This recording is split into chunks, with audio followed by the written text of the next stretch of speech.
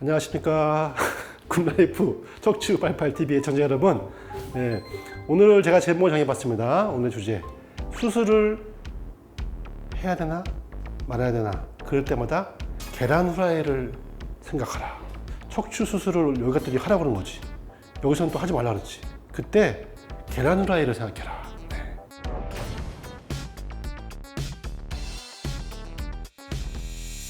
네, 여러분, 이 계란 후라이 제가 뭔지 설명을 할 건데, 이 계란 후라이는요 절대적인 기준은 아니에요. 그러니까 수술을 내가 해야 되는 경우 중에 한 가지일 뿐이기 때문에 이거 하나만 보고 나서 수술을 해야 되는구나 말아야 되는구나 이렇게 생각하시면 안 돼요. 하지만 이거는 여러분이 알고 계신다면 굉장히 유용한 꿀팁입니다. 꿀팁. 계란 후라이 먼저 보여드릴게요. 제가 척추 MRI를 제가 준비했습니다. MRI 이렇게 네모나게 척추뼈와 뼈가 만나죠? 그죠? 그리고 여기 뭐예요? 요거 뭐죠? 이거 척추 사이의 판, 추간판. 그죠? 추간판이 대개는 MRI에서 보면 한 높이가 한 1cm 이상 돼요. 푹신푹신한 추간판. 여기도 추간판이 이렇게 있습니다. 여기도 추간판이 아주 예쁘게 멋있게 있죠. 추간판의 역할은 여러 가지입니다. 충격을 흡수하고 척추뼈의 관절 역할을 해서 우리가 허리를 원활하게 움직일 수 있게 하죠.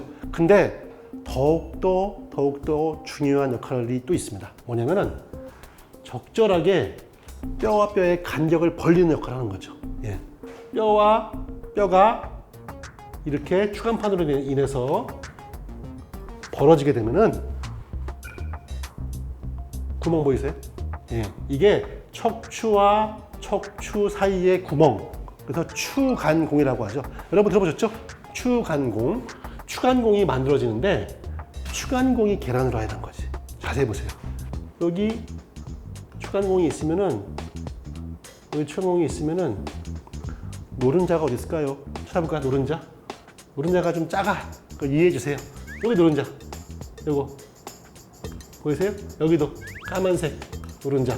여기도 요거 흰자가 있고 까만색 점 보이세요? 노른자. 그죠? 이 까만색이 뭐냐면은 바로 여러분의 신경이에요. 신경. 하얀색은 뭐냐? 하얀색은 지방입니다. 그래서 이 계란 후라이가 굉장히 의사들한테는 중요한 치료를 할 때 판단 기준이 되죠. 왜냐? 보세요. 이분이 척추뼈와 뼈 사이에 추간판이 어떻게 됐죠? 추간판이 마모가 돼가지고 갈려가지고 뼈와 뼈가 붙어버렸어요. 붙어가지고 그때부터 허리가 아프기 시작한 거죠. 뼈 보세요. 뼈가 깨끗하게 안 보이고 뼈가 많이 상하고 있죠. 뼈끼리 막 부딪히는 거니까 이 사이에 관절이 없어지니까 뼈가 막 부딪히면 갈리는 거죠. 자, 당연히 필연적으로 추간판의 역할인 뼈와 뼈를 벌리던 역할을 못하니까 뼈가 내려앉으면 어떻게 해요? 추간공도 당연히 공간이 좁아지겠죠. 볼까요? 어때요? 위에 있는 추간공보다 밑에 있는 추간공이 훨씬 작죠. 그죠? 자, 이때 고민을 합니다. 너무 아픈 거, 환자가. 너무 아파서 약도 먹고 주사도 맞아봤는데 안 돼요. 그래서 어떤 분들은 본인이 스스로 수술을 하고 싶다고 오는 분도 계시고, 아니면은 수술을 해야 되나요? 라고 물어보는 분도 계시겠죠. 그때 몇 가지를 판단하지만 그 중에서 가장 중요한 것이 계란 후라이예요. 계란 후라이에서 흰자가 안 보여야 수술합니다. 아무리 좁아져도 흰자가 이렇게 남아있으면은 수술 적응증은 아니라고 보시면 돼요. 네. 이건 이제 의사들이 배우는 책, 그리고 보건복지부라든지 심사평가원에서 만든 기준에도 나와 있어요. 추간공, 즉 계란 후라이가 안 보일 것. 그러면은 수술을 인정한다는 거예요. 네. 그 기준을 왜 만들었겠어요? 추간공이 살아있으면은 계란 후라이가 조금이라도 남아있으면은 열심히 근력 운동과 생활습관 교정으로 충분히 호전될 가능성은 있다고 보는 거죠. 가능성이 높지 않더라도 있다는 겁니다. 그런데 추간공이 이렇게 시커멓게 안 보이는 분 계세요. 그런 분들은 안 되는 거예요. 참 불행히도 이런 분들은 확률적으로 수술적 치료를 하지 않으면은 호전될 가능성이 낮기 때문에 이럴 경우에는 계란 후라이가 안 보이고 증상이 심하고 충분히 보존적 치료를 했다면 수술을 하셔야 되는 거예요. 그래서 너무너무 고통스럽고 삶의 질이 저하되고 충분히 보존 치료를 했다. 근데 나는 수술을 정말 하기 싫은데 의사가 수술을 해야 된다. 그때 계란 후라이 보세요. 없으면은 선생님 말이 맞는 거예요. 근데 계란 후라이가 충분히 넓다거나 남아 있으면은 좀 더 노력을 하셔서 비수술 치료, 운동 치료를 해보셔도 되긴 된다는 겁니다. 다시 한 번 말씀드릴게요. 계란 후라이 하나만 보시면 안 돼요. 예? 수술 기준, 제가 굿라이프로 했죠. 수술을 해야 되나 말아야 되나 그 기준에 더해서 이 계란 후라이를 참고로 하시면 됩니다. 참고로 이게 꽉 막히는 것은 추간공 협착증이라 불러요. 추간공이 막혔다. 추간공 협착증에서. 근데 일반적으로 우리가 흔히 말하는 디스크 파열, 추간판 탈출증 그때 해당되는 건 아니에요. 추간공 협착증일 때만 여러분이 요 계란 후라이를 근거로 수술 여부를 판단하시면 되겠습니다.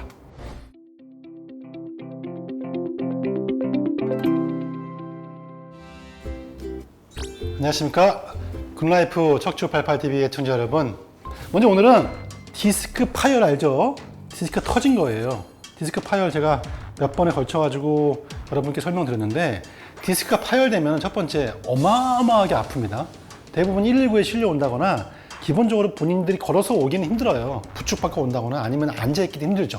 대부분 응급수술을 하죠. 수술을 어떻게 안 한다 하더라도 그 극심한 통증 때문에 마약성 진통제를 먹어야 된다거나 아니면 정말 버티기 힘들죠. 그런데요, 이런 분들 계세요. 의사들도 깜짝 놀랍니다. 아니, 이게 어떻게 말짱하지? 디스크 파열된 게 어마어마하게 심한데 그냥 와가지고 아니, 안 아파요? 네? 그냥 참을만 해요? 그런 분들 종종 만납니다. 병원에서. 그런 일이 어떻게 가능할까? 자, 이거를 아셔야지 여러분들이 수술을 할 필요가 없는데 수술을 하는 경우를 피할 수 있어요. 엄청나게 심하면 무조건 수술해야 됩니다 할 수 있거든요. 그런데 아니에요.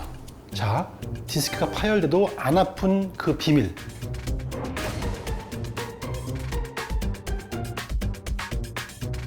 먼저 제가 실예로 제 환자 MRI를 제가 준비해 왔습니다.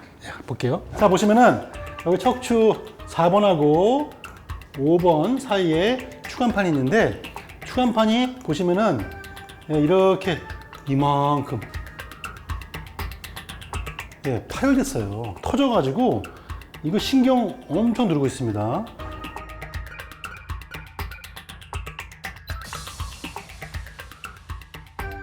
상식적으로 이분은 걸어서 올 수가 없어요. 근데 말짱하게 걸어왔고 심지어 통증도 별로 심하지가 않았습니다. 자, 이분 사진을 옆에서 보지 말고 이렇게 잘라가지고 본 단면도 보여드릴게요.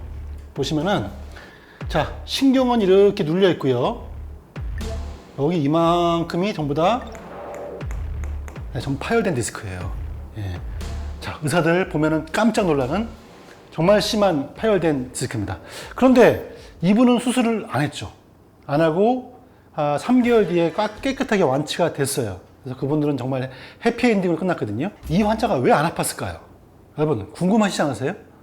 제가 이걸 어떻게 쉽게 설명할까? 제가 고민하다가 새벽 1시에 아이디어가 떠올랐습니다. 그래, 배가 고파가지고 라면을 끓여 먹는데 라면을 먹다가 이거야.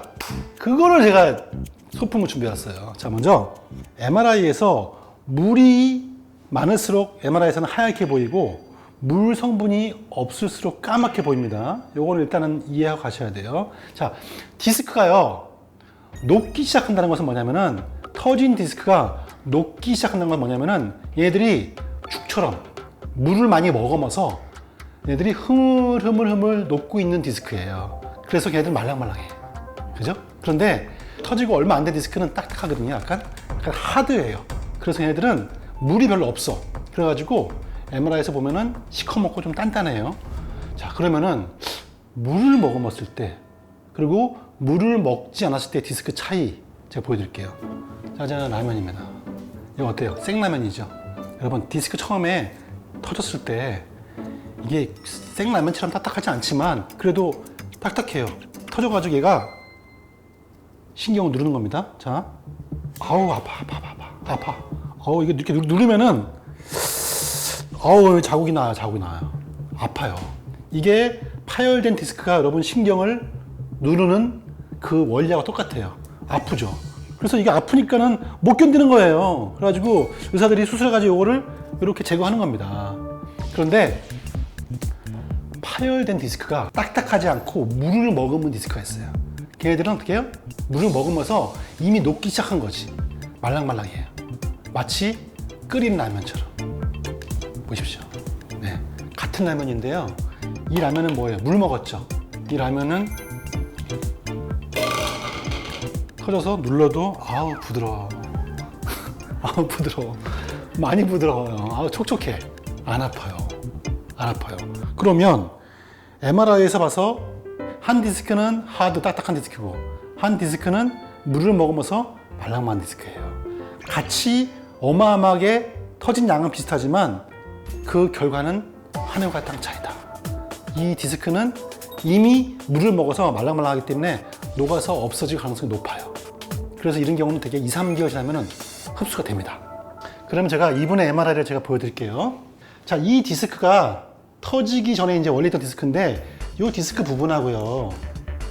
여기하고 보시면은 색깔이 차이가 나고 있어요. 이게 좀 약간 좀 드문드문 하얀 거 보이세요?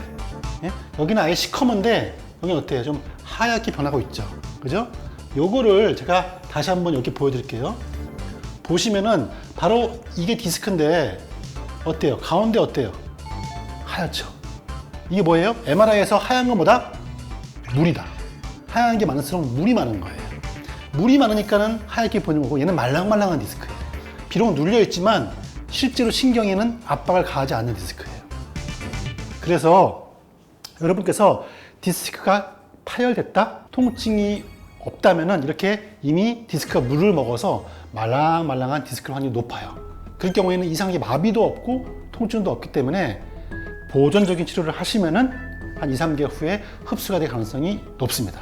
어떤 디스크는 딱딱하고 어떤 거는 말랑하고 네, 그거는요 사실은 명확하게 밝혀지진 않았어요. 이게 체질적인 면이 있는 것 같아. 어떤 분들은 터지자마자 이미 그 디스크가 수분을 많이 함유해서 바로 녹기 시작하는 거예요. 그런 분도 계시고 어떤 분들은 4, 5개월 지나도 절대 안 녹는 디스크가 있어요. 이거는 뭐 제 개인적인 의견으로는 체질적인 차이가 아닐까 그런 생각이 들어요.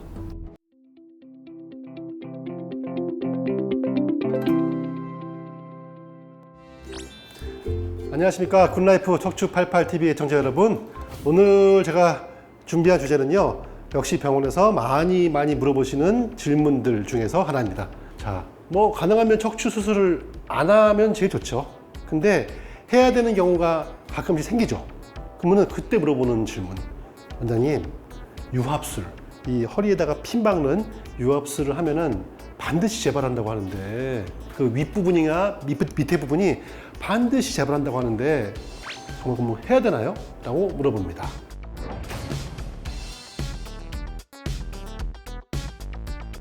일단요, 유합술. 유합술은 뭐냐? 이 준비한 사진인데 요 뼈와 요 뼈 사이에 이런 식으로 케이지죠, 케이지. 뼈를 채운 케이지를 삽입을 하고 핀으로 고정을 한 거죠. 이렇게 핀, MRI에서 보이죠? 핀으로 고정해서 뼈와 뼈를 합친다, 유합한다. 그래서 유합술이에요. 자, 그러면은 이 케이지를 이렇게 뼈와 뼈 사이에 삽입을 하게 되면은 서서히 두 개의 뼈가 골화, 하나의 뼈로 골화되는데 그 과정이 최소 3개월에서 길면 6개월도 걸리거든요. 그 사이에 뼈가 움직이면 안 될 거 아니에요, 그죠?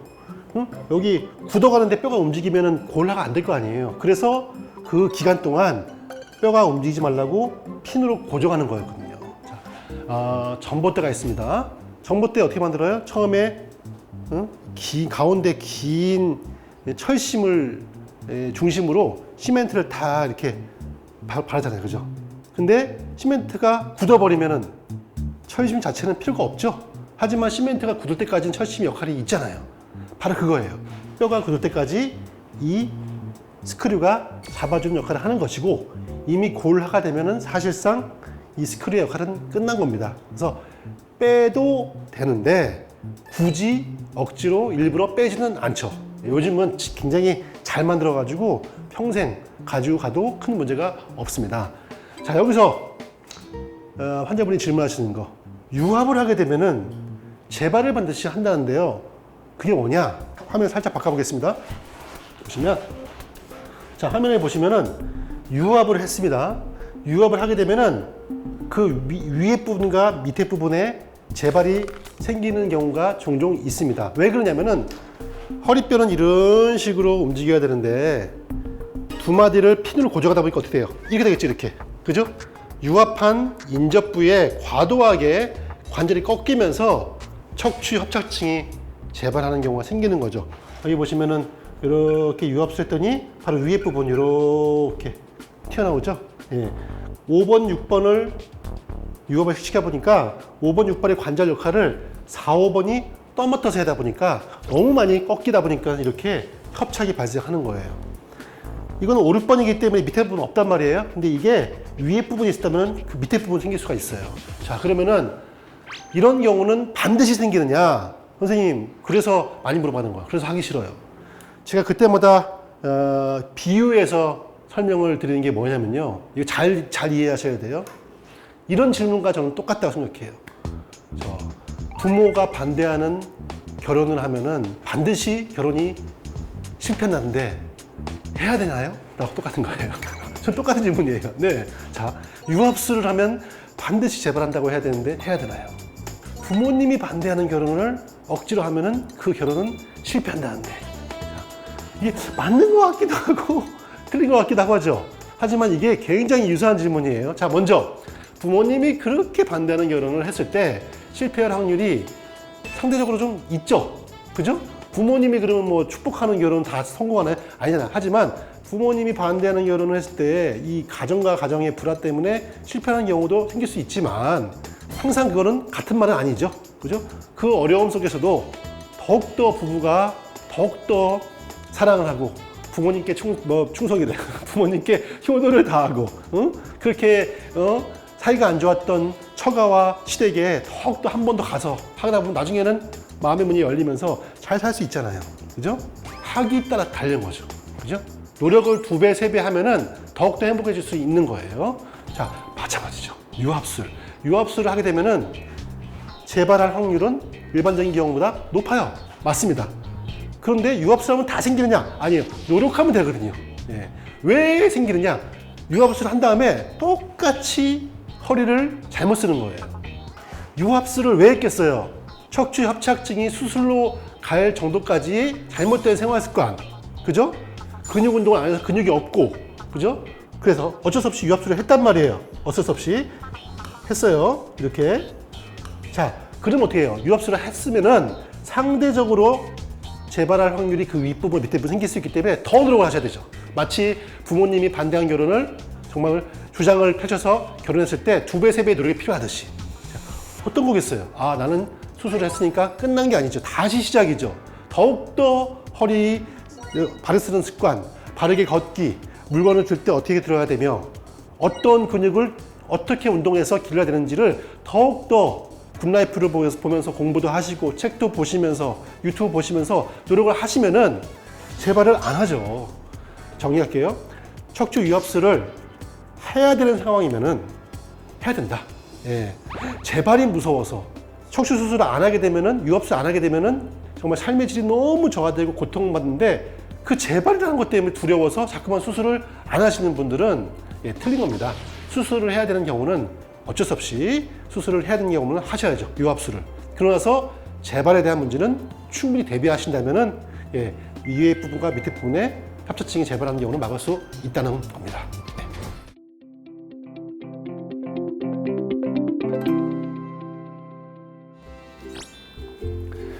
안녕하십니까. 척추88TV의 청자 여러분. 오늘은 제목을 제가 정해봤는데 참고 참다가 수술해라. 이게 맞는 말일까요? 네.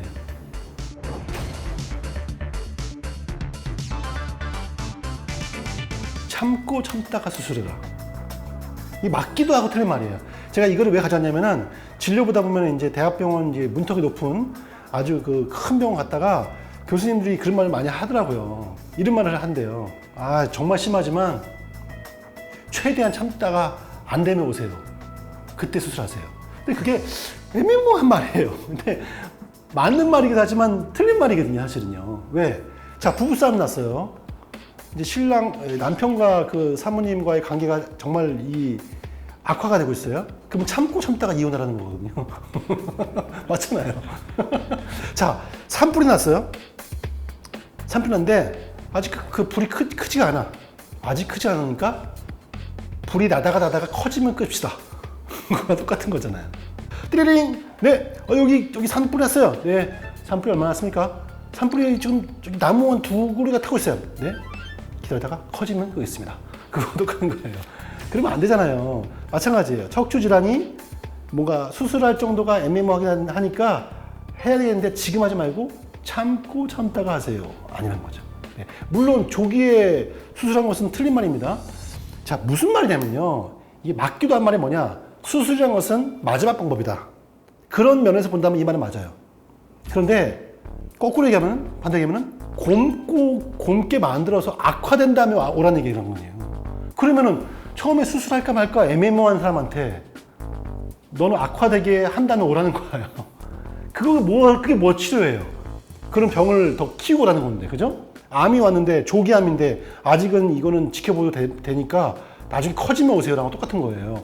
암이 발견됐으면은 그걸 어떻게 치료해야 될지, 뭘 주의해야 되고, 그걸 설명해야 될 거 아니에요. 마찬가지입니다. 척추 질환이 있는데 수술할 정도 아니다. 그러면은 어떻게 운동을 해야 되고, 뭘 조심하셔야 되고, 뭘 하지 말아야 되고, 어떻게 치료받아야 되는지를 알고 그렇게 최선을 다했음에도 불구하고 안 됐을 경우에 수술하세요라는 말이 맞아요. 그래서 참고 오세요라는 것은 이 문법이, 이 단어가 오해를 불러일으키는 거예요. 그래서 저한테 오셔서 그 물어보는 거예요. 선생님, 저 언제까지 참아야 돼요? 왜요? 참고 참다가 못 참겠으면 뭐라는데 아직까지는 참을 수도 있지만 힘들어요. 그러면은 그분은 악화되는 날만 기다리는 마치 시한부 인생을 선고받은 환자의 마음인 거예요. 그렇게 하면 안 낫는 거죠. 예? 그 모든 내용, 그죠? 어떻게 운동, 바르게 걷기, 의자에 똑바로 앉기, 어떤 근육을 어떻게 운동하고, 어떻게 조심하고, 늘 말씀드리지만 이 굿라이프의 이 수많은 영상들, 이거를 밤새워서 공부를 하셔가지고 그걸 해보라는 겁니다. 해보고 안 됐을 경우에 너무 힘들 때 수술하라. 그렇게 이해하시는 게 정확히 맞습니다. 저한테 오시는 분들, 환자분들이 이런 분도 계세요. 아까도 오전에 치료 보고 왔었는데 굿라이프 영상을 돌려가면서 밤새워 봤대요. 밤새워. 근데 한 번 본 게 아니라 정말 2번 봤대요. 처음부터 끝까지 제 영상을. 너무 정말 죄송하기도 하고 감사하더라고요. 그렇게 공부를 하면서 하나하나 나의 삶의 그 방식을 하나하나 적용해 가신다면은 서서히 수술로 갈 확률은 주는 겁니다. 자, 정리해 볼게요. 참다 너무 못 참겠으면 수술하러 오세요가 아니라 해보고 모든 것을 다 해보세요. 그래도 안 되면은 수술합시다. 그렇게 말씀하시는 게 맞고 그렇게 이해하셔야 됩니다. 네.